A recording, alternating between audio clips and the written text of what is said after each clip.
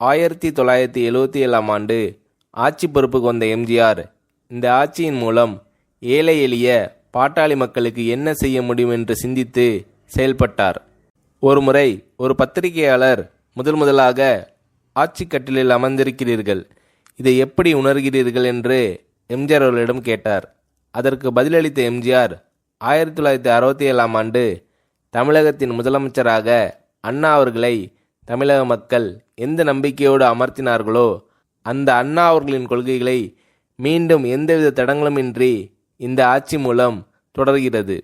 ஊழல், லஞ்சம், உறவினர்களுக்கு சலுகைகள் போன்ற நீதிக்கு எதிரான செயல்முறைகளை அடியோடு தீர்ப்பதற்கும் உழைப்பவரே உயர்ந்தவர், எல்லோரும் ஓர் குலம், எல்லோரும் ஓர் நிறை, ஒன்றே குலம், ஒருவனே தேவன் என்கின்ற தத்துவத்தின் அடிப்படையில் தமிழகத்தில் மீண்டும் நல்லாட்சி நடைபெற வேண்டும் என்ற பேரார்வத்தில் எங்கள் கட்சியை நாட்டு மக்கள் ஆட்சியில் அமர்த்தியிருக்கிறார்கள்.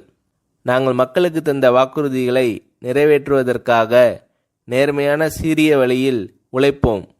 எங்கள் நன்முயற்சிக்கு யார் ஊர் விளைவிக்க முயன்றாலும் அதை மக்களுக்கு அறிவித்து மக்களின் கட்டளைப்படி எங்கள் கடமையை செய்வோம் என்பதை தமிழக மக்களுக்கு உறுதி கூறிக்கொள்கிறேன். தமிழக மக்களின் பணத்தை தங்களுக்கு சொந்தமாக்கி கொண்டவர்கள், நிரபராதிகள் பலரின் சாவுக்கு காரணமானவர்கள், அவர்கள் எப்படிப்பட்டவர்களாக இருந்தாலும் அவர்கள் நீதியின் முன் நிறுத்தப்படுவார்கள்.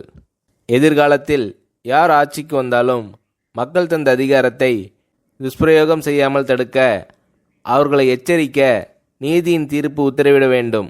எங்களை பொறுத்தவரை மக்களுக்கு நாங்கள் தந்த வாக்குறுதிகளை நிறைவேற்ற பாடுபடுவோம். ஏழ்மை, வறுமை இவைகளை நீக்க நல்ல திட்டங்களை தீட்டுவதற்கு நிபுணர்களின் ஆற்றலையும் அனுபவத்தையும் நிச்சயம் பயன்படுத்தி கொள்வோம் என்றார் எம்ஜிஆர். சொல் ஒன்று செயல் ஒன்று என்று இல்லாமல் எம்ஜிஆர் மக்களுக்கு வாக்குறுதி அளித்தவாறே தமது ஆட்சி தேரை கொண்டு சென்றார்.